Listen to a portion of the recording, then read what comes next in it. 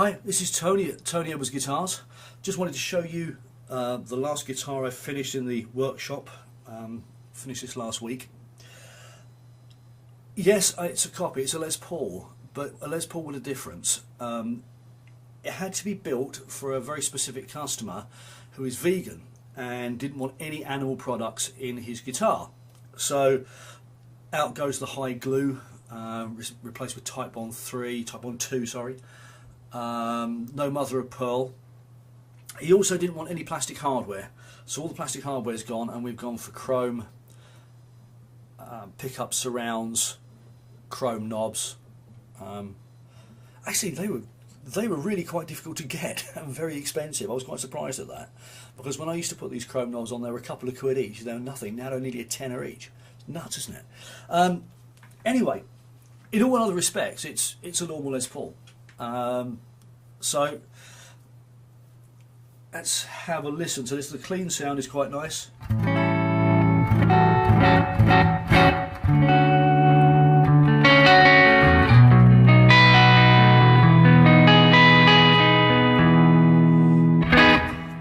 There's the in-between position.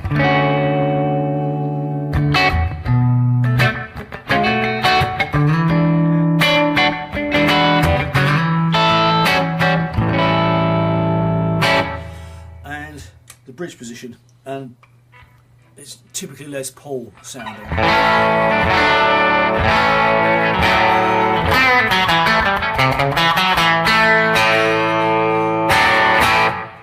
Okay, bit of dirt, picks up quite nicely.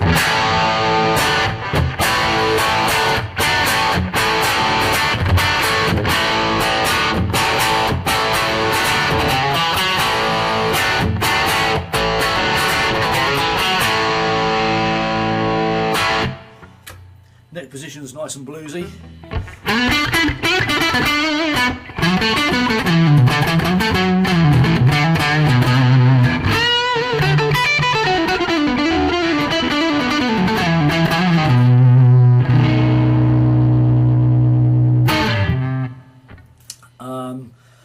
And then with even more gain, it gets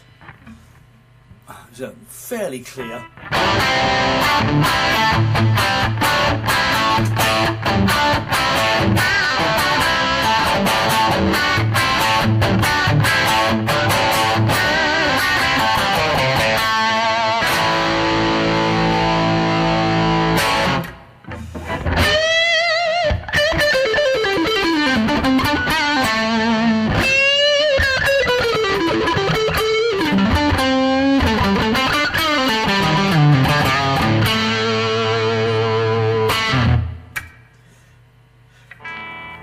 There are a few other minor differences with the way that I would build a Les Paul to the way that Gibson would build one.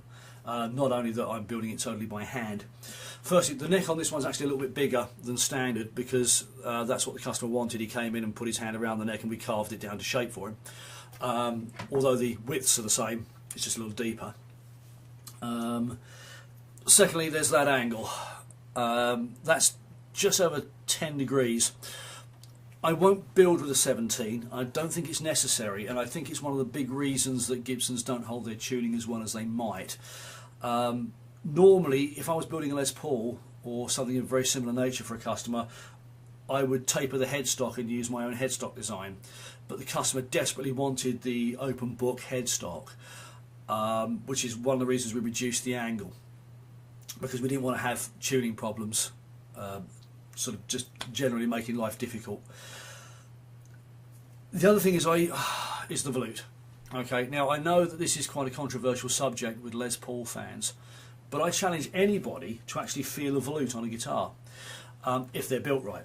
The big problem with the Gibson volute of the 70s, it was built too far this way, so you could kind of just feel it sometimes on some guitars when you were playing them over the first fret. When we build these by hand, you've got ample opportunity now just to make sure that it's out the way, but of course it allows you just a little bit more depth at this end, and that also means that where I've had to take some material away to get the nut in for a biflex truss rod, because I only ever use a steel rod and threaded rod type dual truss rod for any guitar, I don't use single truss rods for anything, then you don't have a problem with having this large weak spot there and potentially having the headstock off. So you're less likely to have transport damage or case damage, or a fall over headstock break, if it gets knocked off a stand, or it's just more likely to survive. The other thing that's slightly different about this one is the carve is slightly odd, because these pickup rings are totally flat.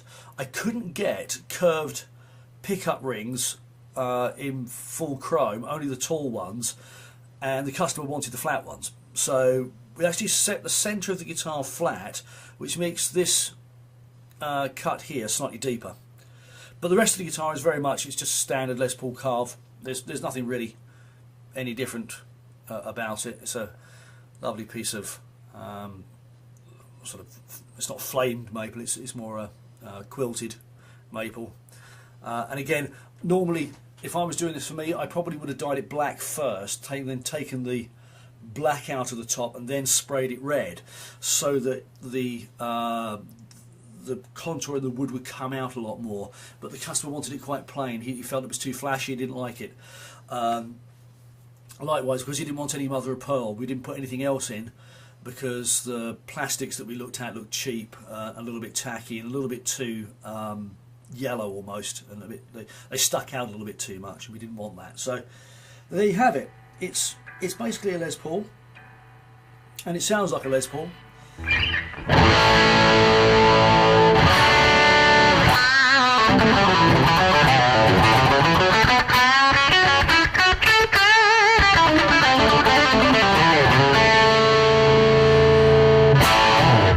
And it feels like a Les Paul. Thanks for watching, and there it is, the one and only Edwards Les Paul. Cheers.